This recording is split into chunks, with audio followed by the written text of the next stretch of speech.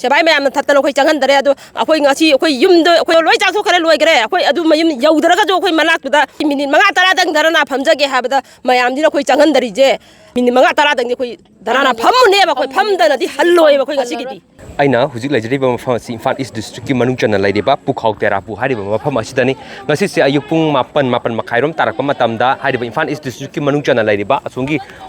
akhoi bejida hai tara lairiba dolai thavi yengkhuman ikau amri cycle da lairamliba myoising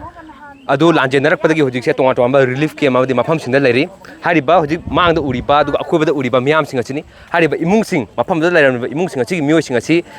area sida laklaga makoina thamlamliba pandamsi dolai thabi dam asai khar sangthelaga makoi leiriba mayum makai singa tu chawrak na haitare yengaga karamba fiamda leiri haibu yengaga protest macha ma tauge haibagi pandam ma thammi haibu wafam duni phonoli protest se karigino hai matamda manipur lenga na su kuiraba amadi central lenga na su kuiraba iranga sida mayum makai hanjama yadana leiriba myoi singa si huji phaw chang handana leiba aduga hadakta su manipur gi chief secretary gi maikai dagi leiriba khoi relief camp da leiriba mani tonga tonga prefabricated housing dai tare leiriba myoi singa du athu matamda july gi last week adai dagi changhanba hawragani december phawda phase ahum thona loisingani hai wafam phongdo khiba leirabani huji phawgi ona de madu changhanaba government ki maikai dagi chapchaba initiative to di pakhal mabudi aduga mami tu di changba yare hadra makhoi official oina thokpadi leiti adubu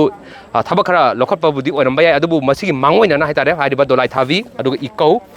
aduga cycle yauna tonga tonga hari mafam nga sagi mari adugi imungi myoising aduna mayum makai singdu yengjage haibdugi film duni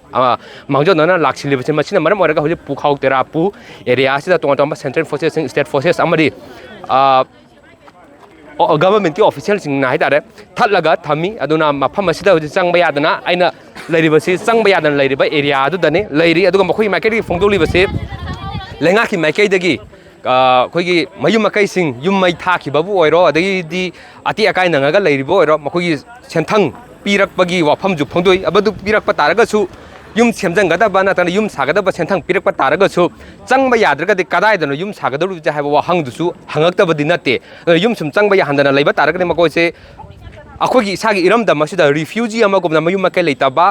atopa lamdagi changchalakpa amagumna adum laigadoriba haiwa hangasisu hanadagi jo hangaga lai ngasi ju dum hangiya tare asi sida mafam sida dolai thabigi mafam sida laksari baje akhoi isagi lamdo yengjaraga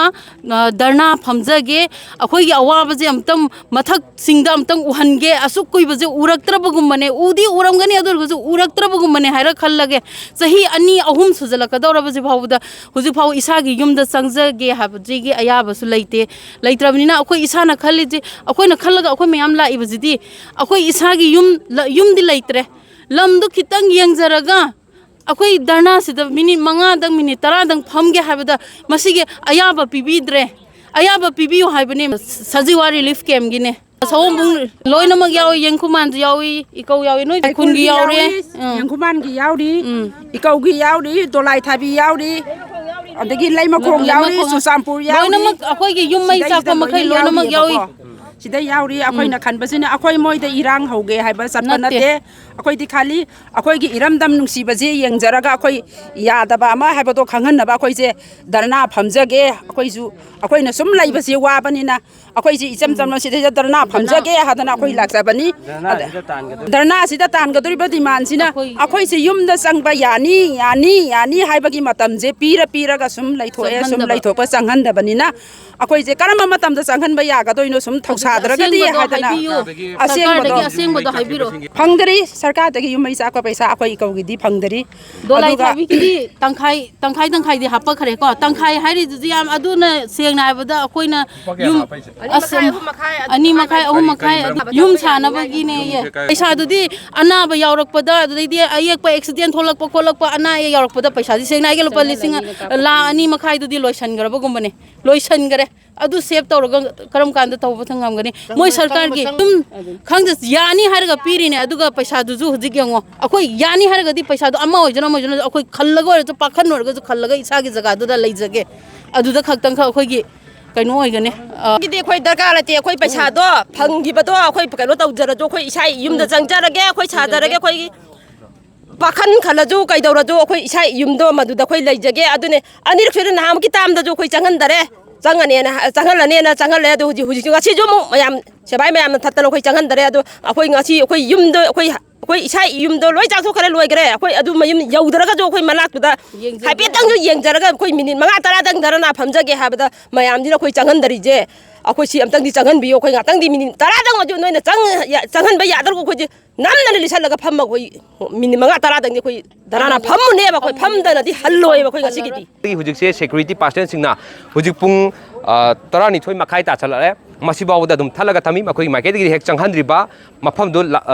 हाइरब Dolai थबी दाम मया चंगसलगा येंहंद्रिबा फावबा protest तहन minute 5 10 दंग फमजगे हाइबनि चंगहनबियु हाइदना मदु तहनद्रिबा फावबा hello हाइबा वाफमदुदि तांगा असि फावबगी ओइनदि लैरि अदुबु security personal सिंगी मैकेडिक्सु चंगहनदना बा मखोय official सिंगा वारी सानबा लैरि अदना हुजि फोगेना यानबा प्रोटेक्ट करि फियम लापगे हाबदुदि